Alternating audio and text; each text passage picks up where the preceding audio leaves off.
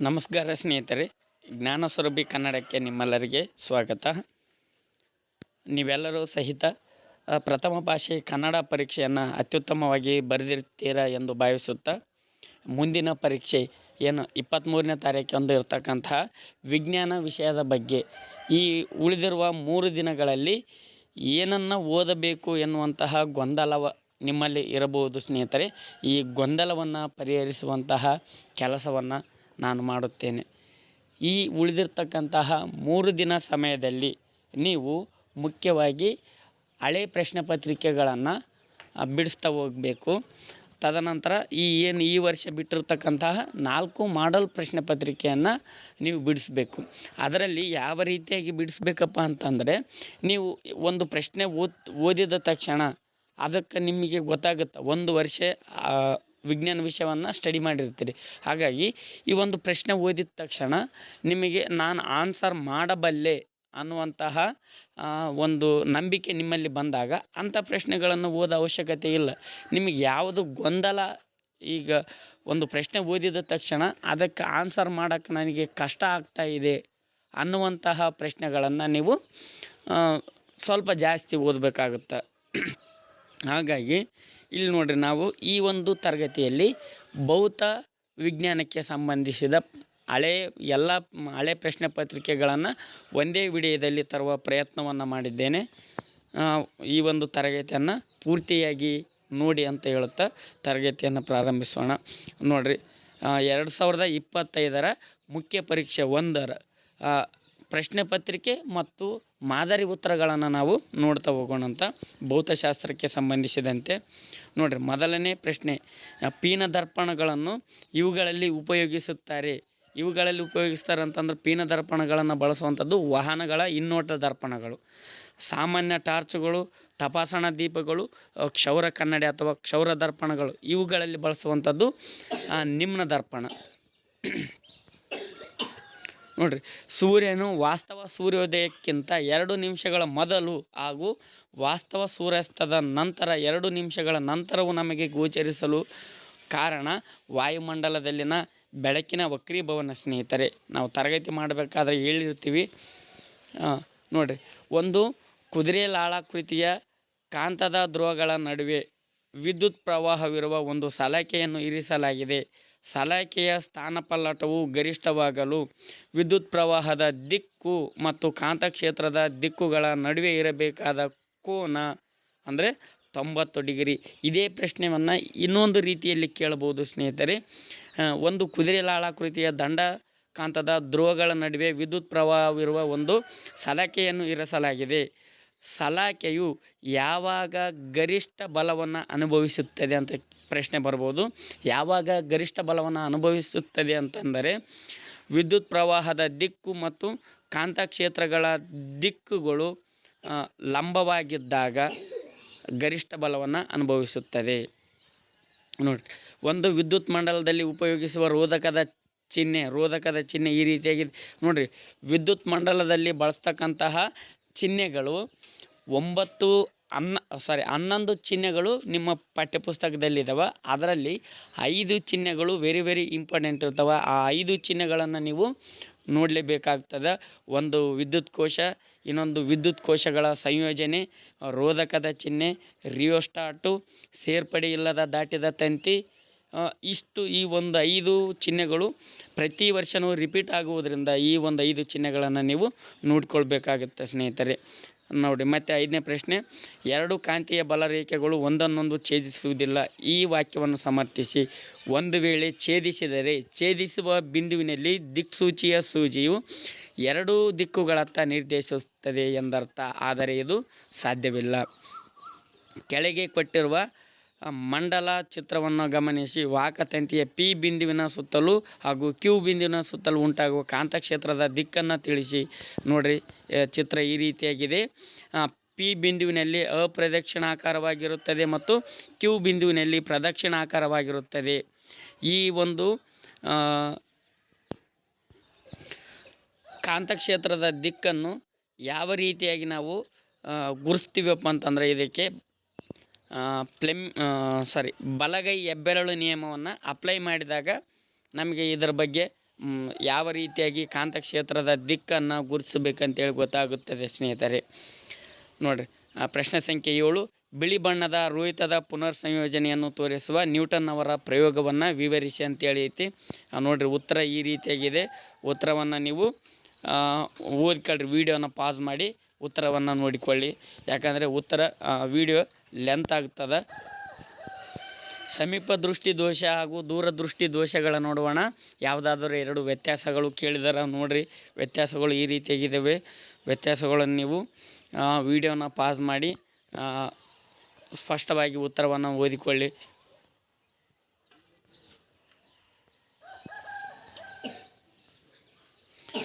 ಪೀನ ಮೊಸರದ ಮುಂದೆ 2F1ನಲ್ಲಿ ವಸ್ತುವನ್ನು ಇರಿಸಿದಾಗ ಉಂಟಾಗುವ ಪ್ರತಿಬಿಂಬದ ರೇಖಾಚಿತ್ರ.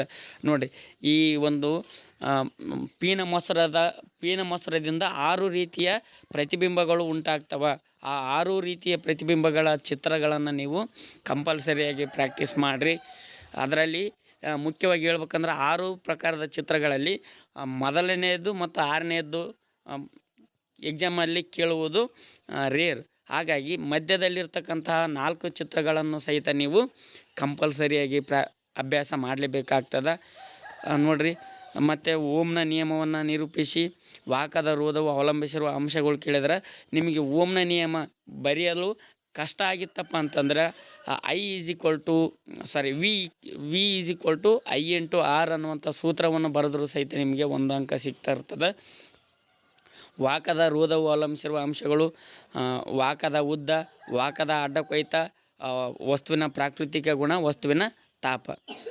ನೋಡಿರಿ, ಮತ್ತು ಕಾಂತಕ್ಷೇತ್ರದ ಸಾಪೇಕ್ಷ ಶಕ್ತಿಯನ್ನು ನಿರ್ಧರಿಸಲು ಸಹಾಯಕವಾಗುವ ಅಂಶ ಯಾವುದು? ಸೋಲೆನಾಯ್ಡ್ ಎಂದರೇನು? ಅದನ್ನು ಉಪಯೋಗಿಸಿಕೊಂಡು ವಿದ್ಯುತ್ ಕಾಂತವನ್ನು ಹೇಗೆ ತಯಾರಿಸುತ್ತೀರಿ ಅಂತೇಳೈತಿ. ಅದಕ್ಕೆ ಅಥವಾ ಒಂದು ಪ್ರಶ್ನೆ ಐತಿ, ಗೃಹಮಂಡಲದಲ್ಲಿ ಭೂ ಸಂಪರ್ಕ ತಂತಿಯ ಕಾರ್ಯವೇನು? ಓವರ್ಲೋಡನ್ನು ತಪ್ಪಿಸಲು ಯಾವ ಮುನ್ನೆಚ್ಚರಿಕೆ ಕ್ರಮಗಳನ್ನು ತೆಗೆದುಕೊಳ್ಳಬೇಕು? ಇವೆರಡೂ ಪ್ರಶ್ನೆಗಳು ವೆರಿ ವೆರಿ ಇಂಪಾರ್ಟೆಂಟ್, ನೀವು ಓದಲೇಬೇಕು. ನೋಡಿ, ಉತ್ತರ ಈ ರೀತಿಯಾಗೈತಿ. ನೀವು ಅಭ್ಯಾಸ ಮಾಡಿರಿ.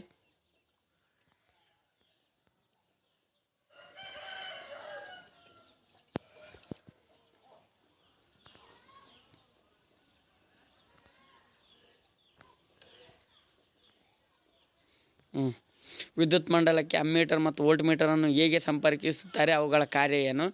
ಗೃಹ ವಿದ್ಯುತ್ ಮಂಡಲದಲ್ಲಿ ವಿದ್ಯುತ್ ಸಂಪರ್ಕಗಳನ್ನು ಸಾಮಾನ್ಯವಾಗಿ ಸಮಾಂತರ ಕ್ರಮದಲ್ಲಿ ಸಂಪರ್ಕಿಸುತ್ತಾರೆ. ಕಾರಣಗಳನ್ನು ಕೊಡಿ. ಇದು ಇಂಪಾರ್ಟೆಂಟ್ ಸ್ನೇಹಿತರೆ. ನೋಡಿ, ಅಮ್ಮೀಟರನ್ನು ಸರಣಿ ಕ್ರಮದಲ್ಲಿ ಜೋಡಿಸುತ್ತಾರೆ, ವೋಲ್ಟ್ ಮೀಟರನ್ನು ಸಮಾಂತರವಾಗಿ ಜೋಡಿಸ್ತಾರೆ. ಅಮ್ಮೀಟರ್ ವಿದ್ಯುತ್ ಪ್ರವಾಹವನ್ನು ಅಳೆಯುತ್ತದೆ, ವೋಲ್ಟ್ ಮೀಟರ್ ವಿಭವಾಂತರವನ್ನು ಅಳೆಯುತ್ತದೆ. ಸಮಾಂತರ ಜೋಡಣೆಯ ಅನುಕೂಲಗಳು ಈ ರೀತಿಯಾಗಿದ್ದಾವೆ. ನೋಡ್ರಿ, ಪ್ರಶ್ನೆ ಕೇಳ್ಯಾರ, ಒಂದು ಲೆಕ್ಕ ಐತಿ. ಈ ಲೆಕ್ಕನ ನಾವು ತರಗತಿಯಲ್ಲಿ ಮಾಡಿಸಿದ್ದೀವಿ ಸಹಿತ.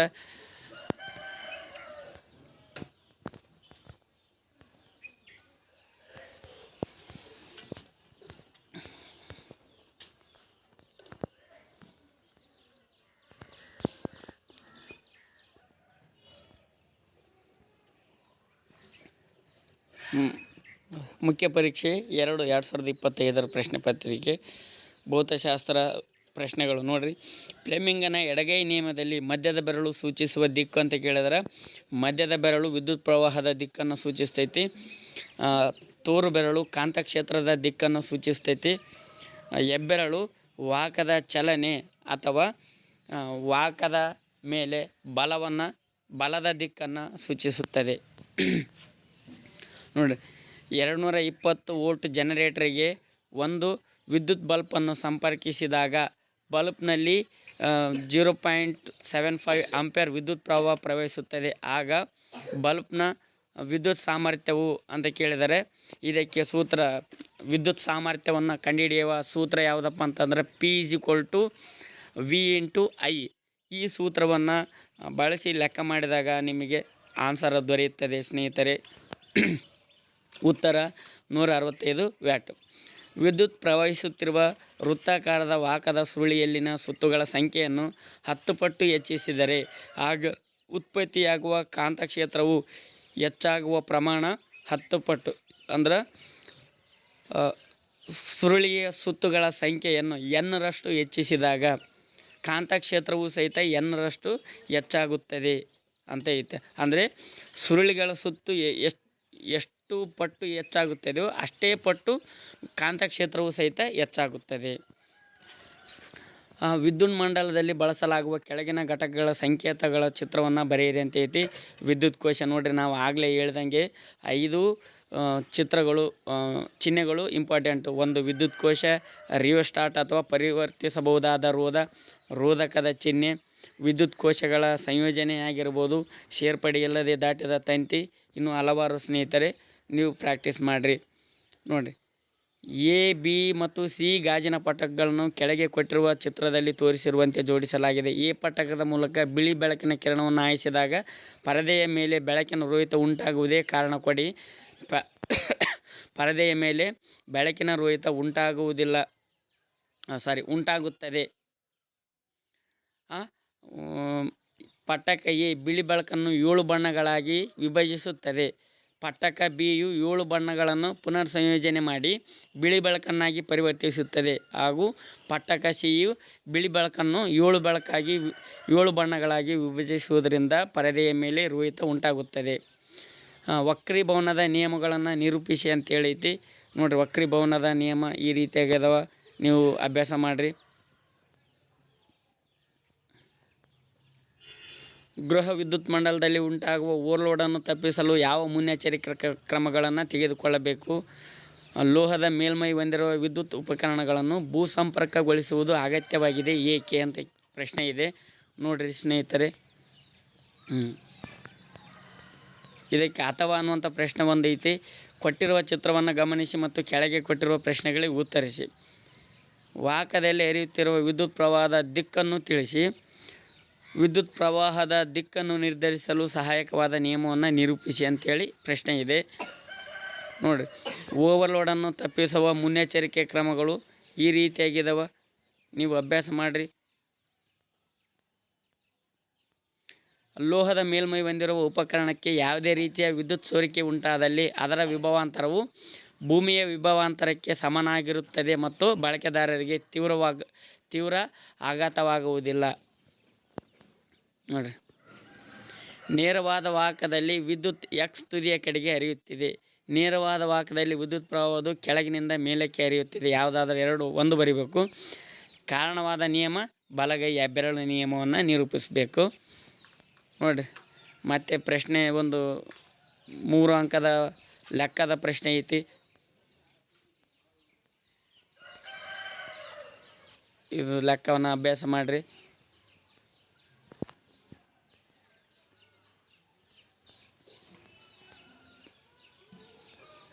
ಪಿ ನಮಸ್ಸರದ ಚಿತ್ರ ಮತ್ತೆ ಕೇಳಿದ್ರೆ F1 ಮತ್ತು 2F1ಗಳ ಮಧ್ಯೆ ವಸ್ತುವನ್ನು ಇರಿಸಿದಾಗ ಅಂತ ಕೇಳಿದರೆ ಈ ರೀತಿಯಾಗಿದೆ ಚಿತ್ರ. ನೀವು 4 ಚಿತ್ರ ವೆರಿ ಇಂಪಾರ್ಟೆಂಟು. ದಿಕ್ಸೂಚಿಯನ್ನು ಉಪಯೋಗಿಸಿಕೊಂಡು ದಂಡಕಾಂತ ಒಂದರ ಸುತ್ತಲೂ ಉಂಟಾಗುವ ಕಾಂತೀಯ ಬಲರೇಖೆಗಳನ್ನು ಹೇಗೆ ಗುರುತಿಸುವಿರಿ? 2 ಕಾಂತೀಯ ಬಲರೇಖೆಗಳು ಒಂದನ್ನೊಂದು ಛೇದಿಸುವುದಿಲ್ಲ ಏಕೆ ಅಂತ ಕೇಳಿದರೆ ಇದು ವೆರಿ ಇಂಪಾರ್ಟೆಂಟ್ ಪ್ರಶ್ನೆ ಆಗಿರ್ತದೆ ಸ್ನೇಹಿತರೆ. ನೀವು ಕಂಪಲ್ಸರಿಯಾಗಿ ಓದಲೇಬೇಕಾಗ್ತದೆ. ಬಿಳಿ ಹಾಳೆಯ ಮೇಲೆ ದಂಡಕಾಂತ ಒಂದನ್ನು ಇರಿಸಿ ಅದರ ಸುತ್ತಲಿನ ಸೀಮಾರೇಖೆಯನ್ನು ಗುರುತು ಮಾಡಿರಿ. ದಂಡಕಾಂತದ ಉತ್ತರ ಧ್ರುವದ ಬಳಿ ದಿಕ್ಸೂಚಿಯನ್ನಿಡಿ. ಅದರ ದಕ್ಷಿಣ ಧ್ರುವವು ದಂಡಕಾಂತದ ಉತ್ತರ ಧ್ರುವದೆಡೆಗೆ ತಿರುಗುತ್ತದೆ. ದಿಕ್ಸೂಚಿಯ ಉತ್ತರ ಧ್ರುವವು ದಂಡಕಾಂತದ ಉತ್ತರ ಧ್ರುವದಿಂದ ದೂರಕ್ಕೆ ನಿರ್ದೇಶಿತವಾಗುತ್ತದೆ. ದಿಕ್ಸೂಚಿಯ 2 ತುದಿಗಳ ಸ್ಥಾನವನ್ನು ಗುರುತು ಮಾಡಿ. ದಿಕ್ಸೂಚಿಯ ಉತ್ತರ ಧ್ರುವವು ಮೊದಲು ಆಕ್ರಮಿಸಿದ್ದ ಸ್ಥಾನವನ್ನು ದಕ್ಷಿಣ ಧ್ರುವವು ಆಕ್ರಮಿಸುವಂತೆ ದಿಕ್ಸೂಚಿಯನ್ನು ಚಲಿಸಿ. ಇದೇ ರೀತಿ ದಿಕ್ಸೂಚಿಯನ್ನು ದಂಡಕಾಂತದ ದಕ್ಷಿಣ ಧ್ರುವ ತಲುಪುವವರೆಗೆ ಹಂತವಾಗಿ ಚಲಿಸುವುದನ್ನು ಮುಂದುವರಿಸಿ. ಗುರುತು ಮಾಡಿದ ಬಿಂದುಗಳನ್ನು ಒಂದು ನಯವಾದ ವಕ್ರರೇಖೆಯಿಂದ ಸೇರಿಸಿ. ಇದು ಕಾಂತೀಯ ಬಲರೇಖೆಗಳನ್ನು ಪ್ರತಿನಿಧಿಸುತ್ತದೆ. ನೋಡಿರಿ, ಇದು ಕಾಂತೀಯ ಬಲರೇಖೆಗಳು ಒಂದನ್ನೊಂದು ಛೇದಿಸಿದರೆ ಛೇದಿಸುವ ಬಿಂದುವಿನಲ್ಲಿ ದಿಕ್ಸೂಚಿಯ ಸೂಜಿಯು 2 ದಿಕ್ಕುಗಳತ್ತ ನಿರ್ದೇಶಿಸುತ್ತದೆ ಎಂದರ್ಥ. ಆದರೆ ಇದು ಸಾಧ್ಯವಿಲ್ಲ. ನೋಡಿರಿ, ವಾತಾವರಣದಲ್ಲಿ ಕಾಮನಬಿಲ್ಲು ಉಂಟಾಗುವಿಕೆಯ ವಿದ್ಯಮಾನವನ್ನು ವಿವರಿಸಿ. ನಕ್ಷತ್ರಗಳು ಏಕೆ ಮಿನುಗುತ್ತವೆ? ಮತ್ತು ಸಮೀಪ ದೃಷ್ಟಿ ಎಂದರೇನು? ಈ ದೋಷಕ್ಕೆ ಕಾರಣಗಳನ್ನು ತಿಳಿಸಿ. ಕಣ್ಣಿನ ಹೊಂದಾಣಿಕೆಯ ಸಾಮರ್ಥ್ಯ ಎಂದರೇನು? ದೂರದ ವಸ್ತುಗಳನ್ನು ನೋಡುವಾಗ ಕಣ್ಣಿನಲ್ಲಿ ಉಂಟಾಗುವ ಬದಲಾವಣೆಗಳು ಯಾವುವು ಅಂತ ಕೇಳಿದರೆ ನೋಡ್ರಿ ವಾತಾವರಣದಲ್ಲಿ ಕಾಮನ ಬಿಲ್ಲು ಉಂಟಾಗೋಕ್ಕೆ ವಿದ್ಯಮಾನ ಈ ರೀತಿಯಾಗಿದೆ. ನೀವು ಅಭ್ಯಾಸ ಮಾಡಿರಿ ನೋಡ್ಕೇಸಿ. ನಕ್ಷತ್ರಗಳ ಮಿನುಗುವಿಕೆ ಅದು ಸಹಿತ ಕಳೆದ ತರಗತಿಯಲ್ಲಿ ಎಲ್ಲ ಹೇಳಿದ್ದೀವಿ ನಾವು. ಈ ರೀತಿಯಾಗಿದೆ ನೋಡ್ರಿ. ಪ್ರಶ್ನೆಗಳನ್ನು ನೀವು ಉತ್ತರಗಳನ್ನು ಸ್ಪಷ್ಟವಾಗಿ ವಿಡಿಯೋನ ಪಾಸ್ ಮಾಡಿ ಉತ್ತರಗಳನ್ನು ಓದ್ಕೊಳ್ರಿ. ಸಮೀಪ ದೃಷ್ಟಿ ಎಂದರೆ ಏನಂತೈತಿ, ಕಾರಣಗಳು, ಅದನ್ನು ಸರಿಪಡಿಸುವ ಮಾರ್ಗ ಎಲ್ಲವೂ ಸಹಿತ ಐತಿ. ನೀವು ಸಹಿತ ನೋಡ್ಕೊಳ್ರಿ. ಕಣ್ಣಿನ ಹೊಂದಾಣಿಕೆ ಸಾಮರ್ಥ್ಯ ಅದನ್ನು ಸಹಿತ ನೋಡ್ರಿ.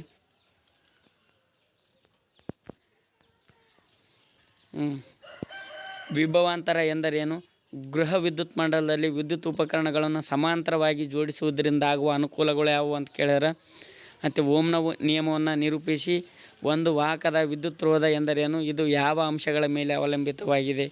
ನೋಡಿರಿ, ವಿಭವಾಂತರ ಒಂದು ಏಕಮಾನ ಆವೇಶವನ್ನು ಒಂದು ಬಿಂದುವಿನಿಂದ ಇನ್ನೊಂದು ಬಿಂದುವಿಗೆ ತರುವಲ್ಲಿ ಆಗುವ ಕೆಲಸವನ್ನು ವಿಭವಾಂತರ ಅಂತ ಹೇಳಿ ಕರಿತೀವಿ. ಸಮಾಂತರ ಜೋಡಣೆಯಿಂದ ಆಗುವ ಅನುಕೂಲಗಳು. ಸಮಾಂತರ ಮಂಡಲವು ವಿದ್ಯುತ್ ಉಪಕರಣಗಳ ಮೂಲಕ ವಿದ್ಯುತ್ ಪ್ರವಾಹವನ್ನು ವಿಭಜಿಸುತ್ತದೆ. ಸಮಾಂತರ ಮಂಡಲದಲ್ಲಿನ ಒಟ್ಟು ರೋಧವು ಕಡಿಮೆಯಾಗುತ್ತದೆ ಮತ್ತು ಎಲ್ಲ ಘಟಕಗಳು ಅವಶ್ಯಕ ಅಥವಾ ಅಗತ್ಯ ವಿದ್ಯುತ್ ಪ್ರವಾಹವನ್ನು ಪಡೆದುಕೊಳ್ಳುತ್ತವೆ. ಯಾವುದಾದರೂ ಒಂದು ಘಟಕ ವಿಫಲವಾದರೆ ಮಂಡಲವು ಕಡಿತವಾಗುವುದಿಲ್ಲ, ಇತರೆ ಘಟಕಗಳು ಕಾರ್ಯನಿರ್ವಹಿಸುತ್ತವೆ. ಓಮ್ನ ನಿಯಮ ನಿಮಗೆ ಬರೆಯಲು ಕಷ್ಟವಾಗಿದ್ದರೆ ವಿ = I/R ಅಂತ ಬರೆದ್ರೆ ಸಾಕು. ನೋಡಿ, ವಿದ್ಯುತ್ ರೋಧವು ಒಂದು ವಾಹಕದಲ್ಲಿ ಇಲೆಕ್ಟ್ರಾನ್ಗಳ ಹರಿವಿಗೆ ರೋಧವನ್ನು ಉಂಟು ಮಾಡುವ ಗುಣವನ್ನು ನಾವು ರೋಧಕ ಅಂತೇಳಿ ಕರಿತೀವಿ. ವಿದ್ಯುತ್ ರೋಧವು ಅವಲಂಬಿಸಿರುವ ಅಂಶಗಳು ಈ ರೀತಿಯಾಗಿದ್ದಾವೆ.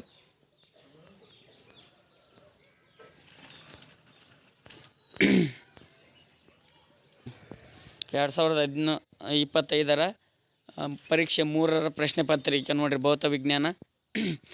ಫ್ಲೆಮಿಂಗ್ನ ಎಡಗೈ ನಿಯಮದಲ್ಲಿ ವಿದ್ಯುತ್ ಪ್ರವಾಹದ ದಿಕ್ಕನ್ನು ಸೂಚಿಸುವ ಬೆರಳು ಮಧ್ಯದ ಬೆರಳು, ತೋರು ಬೆರಳು ಕಾಂತಕ್ಷೇತ್ರದ ದಿಕ್ಕು, ಹೆಬ್ಬೆರಳು ಚಲನೆಯ ದಿಕ್ಕು ಅಥವಾ ಬಲದ ದಿಕ್ಕನ್ನು ಸೂಚಿಸ್ತೈತಿ. ನೋಡಿ, 840 ವ್ಯಾಟ್ನ ಉಪಕರಣವನ್ನು 220 ವೋಲ್ಟ್ ವಿಭವಾಂತರದಲ್ಲಿ ಬಳಸಬೇಕಾದರೆ ಈ ವಿದ್ಯುತ್ ಮಂಡಲದಲ್ಲಿ ಜೋಡಿಸಬೇಕಾದ ಫ್ಯೂಸ್ನ ದರವು 4 ಆಂಪಿಯರ್. ಇದನ್ನು ನಾವು ಹೇಗೆ ಲೆಕ್ಕ ಹಾಕ್ತೀವಿ ಅಂತಂದ್ರೆ, ಸೂತ್ರ, ಸಾಮರ್ಥ್ಯದ ಸೂತ್ರ ಏನೈತಿ, P = V × I ಅಂತ ಐತಲ್ಲ.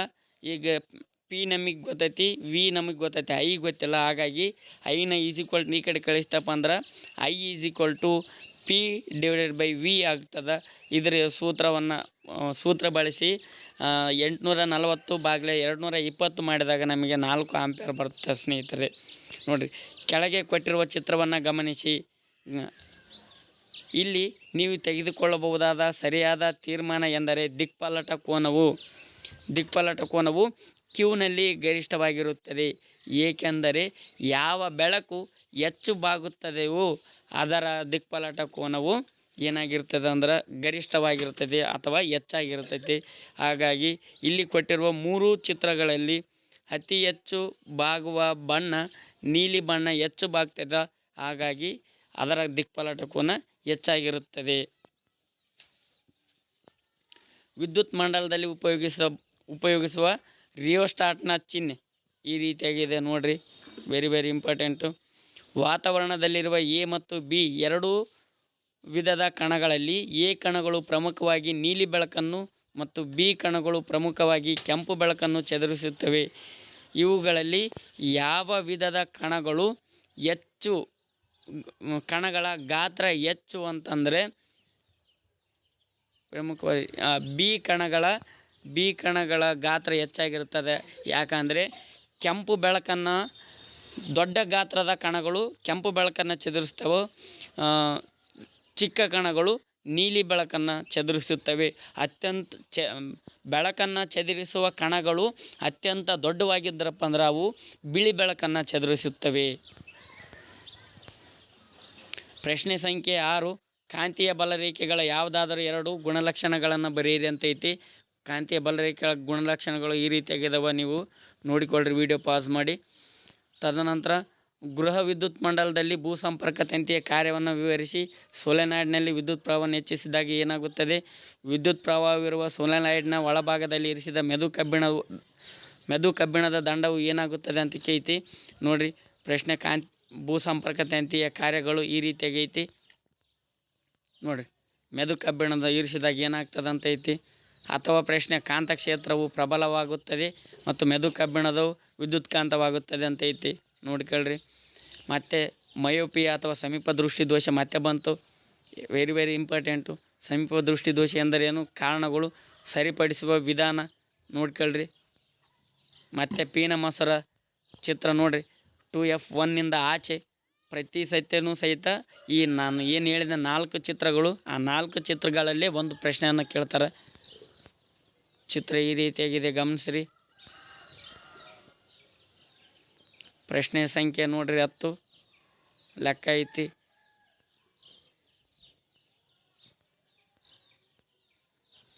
ಪ್ರಶ್ನೆ ಸಂಖ್ಯೆ ಜೌಲನ ಉಷ್ಣೋತ್ಪಾದನಾ ನಿಯಮವನ್ನು ನಿರೂಪಿಸಿ ಅದರ ಗಣಿತೀಯ ರೂಪವನ್ನು ಬರೆಯಿರಿ ಅಂತ ಐತಿ. ವಿದ್ಯುತ್ ಮಂಡಲದಲ್ಲಿ ರೋಧಕಗಳ ಸರಣಿ ಜೋಡಣೆಗೂ ಹಾಗೂ ಸಮಾಂತರ ಜೋಡಣೆಗೂ ಇರುವ ಯಾವುದಾದ್ರೂ 2 ವ್ಯತ್ಯಾಸಗಳನ್ನು ಬರೆಯಿರಿ ಅಂತ ಐತಿ. ಅಥವಾ ಕಾರಣ ಕೊಡಿ ಅಂತ ಐತಿ. ನೋಡಿರಿ ಪ್ರಶ್ನೆಗಳು. ಜೌಲನ ಉಷ್ಣೋತ್ಪಾದನಾ ನಿಯಮ ಈ ರೀತಿಯಾಗಿ ಐತಿ. ಗಣಿತೀಯ ರೂಪ H=I²RT. ಸರಣಿ ಜೋಡಣೆ ಮತ್ತು ಸಮಾಂತರ ಜೋಡಣೆ ನಡುವಿನ ವ್ಯತ್ಯಾಸಗಳು ಈ ರೀತಿಯಾಗಿ ಐತಿ. ಕಾರಣ ಕೊಡಿ ನೋಡಿರಿ, ಈ ರೀತಿಯಾಗಿ ಐತಿ.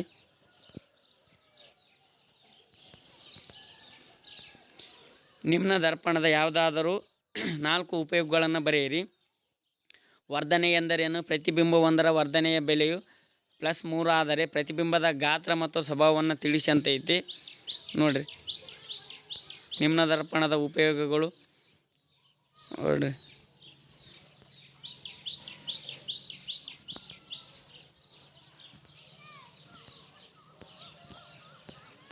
ಮುಂದಿನ ತರಗತಿಯಲ್ಲಿ ಇಷ್ಟನ್ನು ಓದ್ರಿ. ಮುಂದಿನ ತರಗತಿಯಲ್ಲಿ ಕೆಮಿಸ್ಟ್ರಿಯನ್ನು ನಾವು ಎಲ್ಲ ಹಳೆಯ ಪ್ರಶ್ನೆ ಪತ್ರಿಕೆಗಳನ್ನು ಒಂದೇ ವಿಡಿಯೋದಲ್ಲಿ ತರುವ ಪ್ರಯತ್ನವನ್ನು ಮಾಡುತ್ತೇನೆ. ಶುಭವಾಗಲಿ.